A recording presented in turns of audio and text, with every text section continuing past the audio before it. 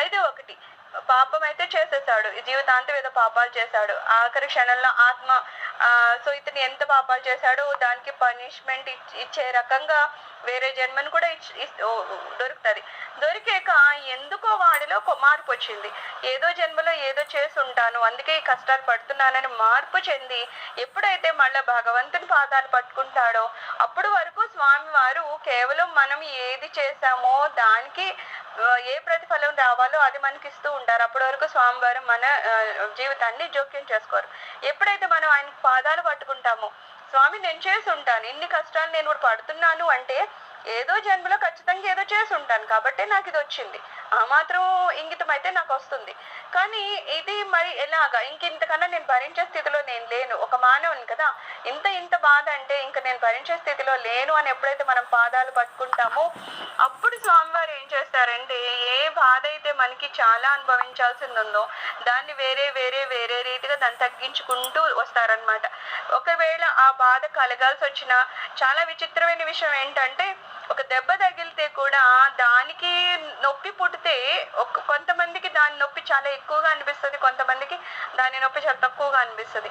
అంటే ఆ ప్రభావం కూడా మన మీద ఎంత పడాలి ఎంత పడకూడదు అనేది కూడా స్వామివారి చేతుల్లో ఉంటది. అసలు దెబ్బే తగలకుండా కూడా చేసే ఇది కూడా ఆయన చేతుల్లో ఉంటది. ఇవన్నీ ఆయన ఎప్పుడు జోక్యం చేసుకుంటారు, మనము నిజంగా వెళ్ళి స్వామివారి పాదాలు పట్టుకుంటే. అంతేగాని కూర్చొని చూడండి స్వామివారు అందరికి మంచి జీవితం ఇచ్చి నాకెందుకు ఇవ్వట్లేదు అని అనుకుంటే ఆయన ఏం చేయరు. మన జోలికి ఎందుకు వస్తారు, మన జోలికి ఎప్పుడు వస్తారంటే మనం వెళ్ళి పాదాలు పట్టుకుంటే. శరణాగతి అంటాం కదా, సర్వస్వ శరణాగతి అంటాము.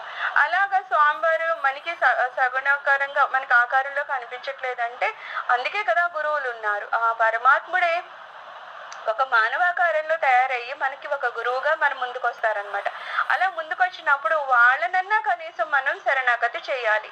శరణాగతి చేస్తేనే అది మనస్ఫూర్తిగా. ఇప్పుడన్నా కనీసం ఆ తప్పు వ్యవహారాలు మానేయాలి. మనసులో ఎటువంటి కల్మషాలు అవి ఉండకూడదు. ఇంతకు ముందు ఒక 10 రూపాయలు ఇచ్చే చెయ్యి అయితే ఇప్పుడు ఒక 100 రూపాయలు ఇవ్వగలిగే స్థితికి వెళ్ళిపోవాలి. ఎందుకంటే ఓకే ఇది ఉండి నేనే ఖర్చు పెట్టుకోవాలి కదా, ఏదో ఒక 1000 రూపాయలు చీర తీసుకోవడం కన్నా ఒక 100 కింద ఎవరికన్నా ఇస్తే వాళ్ళకి ఏదైనా అవసరం పడుతుందేమో అని ఆలోచించగలిగే ఆ స్థితులు మారిపోతూ ఉంటే ఆటోమేటిక్గా దేవుడు కూడా నాకు 1000 ఇచ్చిన దగ్గర ఇంకో 10,000 ఇస్తారు. ఎందుకంటే ఆయన్ని తెలుసు తినలో మార్పు వచ్చింది. సో ఇంకా మంచి నేను చేయాలని స్వామివారు ఎప్పుడు మంచి చేస్తారు, మనకి ఎప్పుడు చెడు చేయరు. ఏదో కొంతమంది అంటారమ్మ ఇలా చేస్తే ఈ రోజు ఇది మానేస్తే ఏదో నెగిటివ్ అయింది. నెగిటివ్ ఎందుకు అవుతుంది అంటే అది తెలిసి మనం చేసినా లేకపోతే అది అలా జరుగుతుందేమో అని మనం ఆలోచించడం అన్నీ జరుగుతుంది తప్పితే ఇంక ప్రతిదానికి మనలాగే ఆయన కూడా స్పందించేసి ప్రతిదానికి కోపగించేసుకుని అలిగితే ఇంకా మనకి భగవంతుడికి డిఫరెన్స్ ఏముండదు కదా. సో స్వామివారు ఏమి అలా ప్రతిదానికి మన మీద అలిగి మన మీద ఏమి ప్రతీకారం తీర్చుకోరు. అలాగని అది అడ్డు పెట్టుకుని మన ఇష్టం మనం ప్రవర్తించకూడదు. మనం సరిగ్గా ప్రవర్తిస్తే మన ఆతృత సరిగ్గా ఉంటే ఖచ్చితంగా స్వామివారు మనకి హెల్ప్ చేస్తారనమాట.